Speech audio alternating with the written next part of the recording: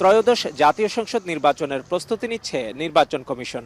২ জানুয়ারি voter তালিকা খসড়া ও ২ March চূড়ান্ত ভোটার তালিকা প্রকাশ করা হলেও তফসিল ঘোষণার আগ পর্যন্ত নির্বাচন কমিশন ভোটার তালিকা সংশোধন করতে পারে বলে জানিয়েছে প্রধান নির্বাচন কমিশনার। মঙ্গলবার বেলা ১২টার দিকে কুমিল্লায় নির্বাচন কমিশনের কর্মকর্তাদের সাথে মতবিনিময় সভায় এ বিষয়ে কথা বলেন প্রধান নির্বাচন কমিশনার এএমএম নাসির উদ্দিন। তো আমরা আপনাদের সহযোগিতা চাইব। ভোটার তালিকা হালনাগাদ ও ত্রয়োদশ জাতীয় নির্বাচনের প্রস্তুতি সংক্রান্ত মতবিনিময় সভায় নির্বাচন কমিশনার বলেন, ভোটাররা যেন পছন্দের প্রার্থীকে নির্বিঘ্নে ভোট দিতে পারে সে বিষয়ে গুরুত্ব দেওয়া হচ্ছে। আমাদের কাজের মাধ্যমে আমরা প্রমাণ করব যে আমরা আগের ২-৩টা নির্বাচন কমিশনের মতো নই। আমরা সত্যিকারের একটা ক্রেডিবল ইলেকশন জাতিকে উপহার দিতে চাই।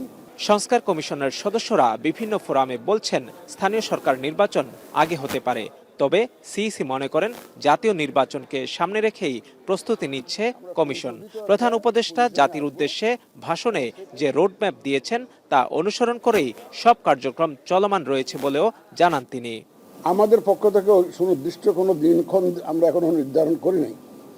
আমরা মাননীয় প্রধান উপদেষ্টা যে ইঙ্গিত দিয়েছেন ওনার ১৬ তারিখের বক্তৃতায়, সেটার আলোকেই প্রস্তুতি নিচ্ছি। আমরা জাতীয় নির্বাচনের জন্য প্রস্তুতি নিচ্ছি, স্থানীয় সরকার নির্বাচনের জন্য প্রস্তুতি আমরা শুরু করি নাই। আসলে নির্বাচনের প্রস্তুতির অংশ হিসেবে সকালে কুমিল্লা আঞ্চলিক নির্বাচন অফিসে নির্বাচন কর্মকর্তাদের সাথে মতবিনিময় করেন প্রধান নির্বাচন কমিশনার এএমএম নাসির উদ্দিন।